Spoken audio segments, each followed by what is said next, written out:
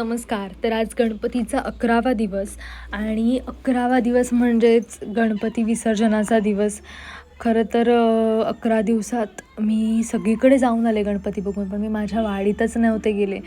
तर त्यामुळे मी सगळ्यात आधी आमच्या वाडीतले गणपती बघितले. त्याच्यानंतर सिंधुदुर्ग राजाला पण मी गेले नव्हते. तर तिथे पण जाऊन बाप्पाचं दर्शन घेतलं. माझे 1-2 मित्र होते, त्यांच्याकडे पण गणपती बघायचं राहून गेलं होतं. त्यांच्याकडे पण मी गेले. त्यांच्या पण बाप्पाचं दर्शन वगैरे घेऊन, जेवून वगैरे मी माझ्या मामाकडे निघाले संध्याकाळी. कारण की दरवर्षी पहिल्या दिवसात जाता नाही आलं तरी पण मी विसर्जनाच्या दिवशी आठवणीने मामाकडे जाते. इवन आमचा गणपती पण 11 दिवस असेल तर पण मी आमच्या गणपतीचं विसर्जन करून मग तिकडे जाते. कारण की तिकडचा जो माहोल असतो विसर्जनाचा तो खूप सुंदर असतो. म्हणजे प्रत्येक दिवसात असतो पण